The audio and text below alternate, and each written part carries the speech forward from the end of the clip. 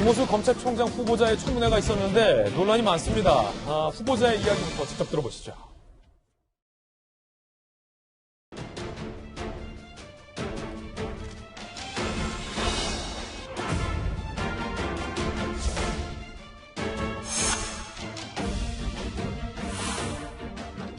긴급 출국이 불법이라는 건 인정을 하시죠? 하여튼 수사 재판 진행 아니, 중이어서 그 부분에 대한 답을 주세요. 법에 근거 없는 불법이라는 거는 인정하십니까? 그 부분도 제가 지금 따로 말씀드리기는 참 그렇습니다. 없는 사건을 가지고 긴급 금지 출국 승인 요청을 했는데 이것에 대해서 입장을 못 밝힌다면 청장은 뜻이 없어요. 청장은 자기 소신이 없습니까? 수사와 재판 중에 있는 사건인데 어떤 식으로든 제가 의견을 밝히면 두 사건 합쳐서 피해자가 5천 명이고요. 피해액이 2조 원이 넘습니다. 공정한 수사 지금 검찰에서 잘하고 있다 이렇게 평가하십니까? 제가 구체적인 내용에 대해서 지금 보고받지 않은 상황입니다. 그래서 평가하는 것이 적절치는 않은 것 같습니다. 변호사 시절에 라임 사건을 2건 그리고 옵티머스 사건 2건 수임하셨던데 이것 때문에 그러시는 거예요? 일체 운영 타깃 피해자들에 대해서 일체 언론을 하거나 관여한 사실이 없습니다. 당시 법무부 차관으로 이 보고 받으셨습니까? 보고받지 않았습니다. 변호사법에 보면 비밀 유지 의무가 있습니다. 또 제가 속했던 법인의 영업비밀입니다. 모르쇠로 일관하고 민감한 부분은 다 피해갔습니다. 특히 변호사 시절에 법무부 차관으로서 보고받을 법한데 라임 옵티머스 사건 관련해서 변호를 한 사실이 피의자들의 변호를 한 사실이 없다라고 부인을 했습니다. 그런데 투자증권 대표 변호한 사실은 다 나와 있기 때문에 야당에서는 반발을 했고요. 그럼 무슨 변호를 수임한 거냐라고 하니까 로펌의 영업비밀이라고 또 피해간 부분입니다. 자, 펀드 사기를 변호해놨다는 비판이 있는데 국민 애환을 언급해서 논란이 되고 있습니다. 퇴임 후 변호사로 활동한 8개월간 2억 가까운 고액자문료 논란이 일었습니다. 그리고 그 변호의 성격이 라임 사건 관계자들, 피의자들을 변호했다라는 보도가 있었는데 사기 피의자를 변호하진 않았다라고 답변을 했고요. 변호사로 일하면서 2억 가까운 고액자문료 논란도 있는데 국민의 애환을 경험했다라고도 발언했습니다. 들어보시죠.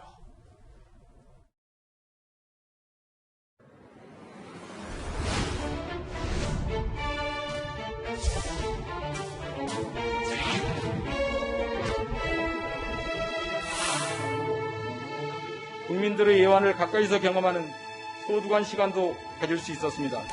8개월 동안에 2억 원 가까운 돈을 받으셨어요. 이것과 국민들의 애환을 가까이서 경험하는 소중한 시간이 됐다. 이건 어떻게 연결이 되죠? 급여 보수가 좀 많다는 부분은 제가 무겁게 받아들인다 말씀하셨고요. 아드님이 전자부품연구원이라는데 채용될 때 자기소개서 부분이 문제가 되는 것으로 나왔는데요. 저는 그곳에 대해서 전혀 모르고요. 아는 사람도 없고 전화한 적도 없고 부탁이나 청탁한 적이 없습니다. 그리고 아들의 그 취업이나 그 학업에 대해서 참 저는 무관심한 아빠입니다. 결국 아들 취업 의혹에 대해서만 적극적으로 항변을 했고 나머지는 모르쇠나 부인을 한 청문회였습니다. 자, 야당에서 보실 때 어떠셨습니까? 특히나 라임 사건의 피의자의 변호를 전혀 맡지 않았다라고 했는데 NH투자증권 대표의 변호를 맡은 보도가 나오지 않았습니까? 그러니까 벌써 당시 변호사 하면서 22건인가 수임 중인데 5건이나 라임 옵티머스와 관련됐다고 하는 보도가 이미 다 나와 있고 그건 변호사 회로부터도 확인이 됐는데요. 글쎄 저는 그께서 야당에서 어떻게 왔냐고 여쭈니까 좀 갑갑하긴 한데 우리 얘기하면 뭐해요? 답답하게 보면 뭐해요? 그냥 임명 강행하실 텐데 그래서 그냥 갈 텐데 무슨 의미가 있나 싶은 생각이 들어요.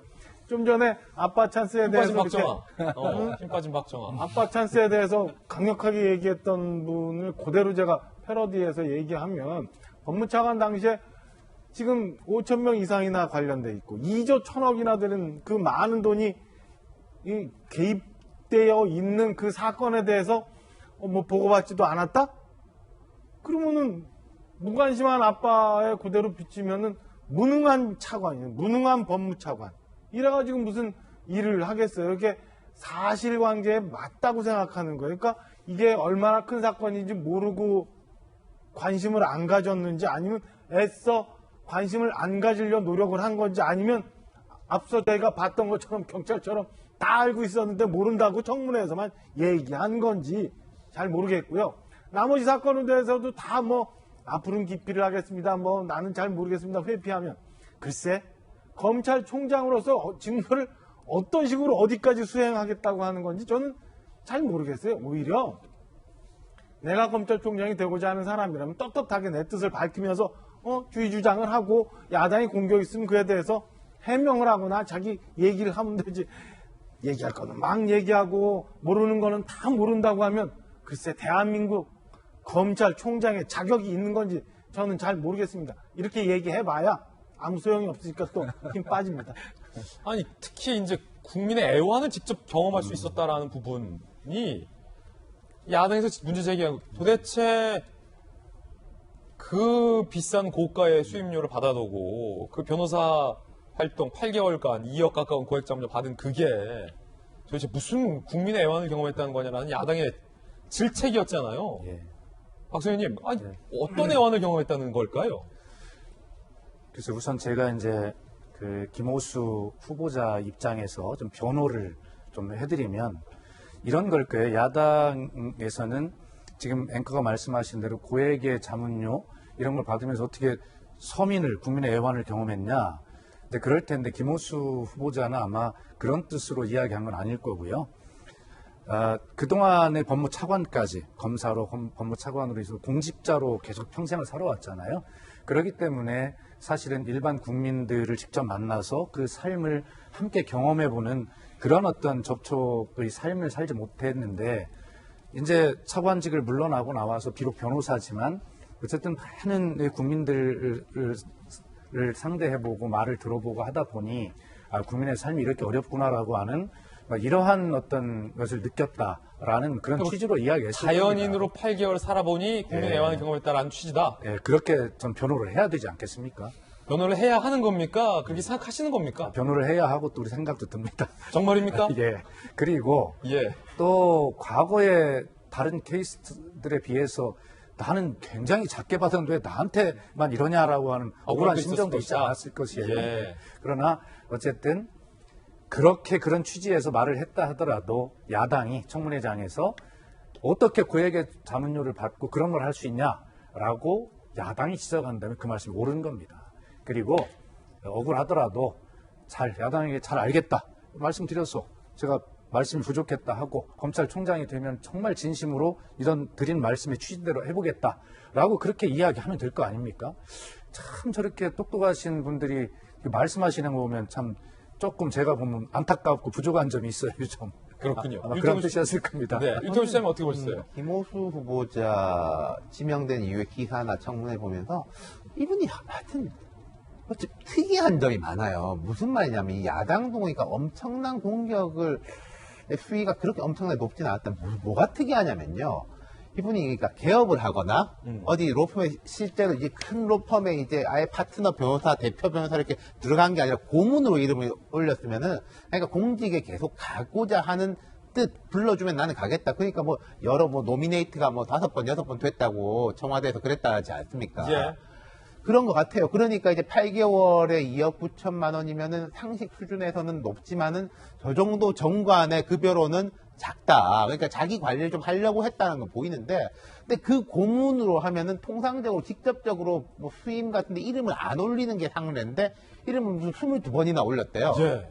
그리고 라임하고 옵티머스는 저 같은 사람이면 아니 이제 그 다크스를 고쳐매지 말아야지. 예, 여기 이름은 올리지 마세요. 그 로펌에 저 김호수 차가 불러온 그 지인 검사 출신 변호사도 아니 형님은 여기 이름 올리지 마세요라고 하는 게 통례인데 돈도 저런 정관보다는 작게 주고 이름은 또 엄청나게 많이 올리게 했단 말이에요. 통상적이지 않아요. 좀. 그러니까 이게 약간 독특하다. 그러니까 야당에서도 아니 수십억을 받고 진짜 뭘 이게 뭐 빼주기를 해줬다 그런 공격은 아니고 이게 되게 그 자기 이제 그 처신이 깔끔하지 못하다는 비판을 받을 수는 있는데 근데 그렇게 무슨 크게 아주 뭘 했다라고 하기에는 좀 이상하다. 이분이 참 좀 이해가 안 되는 점이 좀 많습니다. 저로서는. 예. 윤태호 시장님의 또 흥미로운 개인 견해까지 들어봤습니다.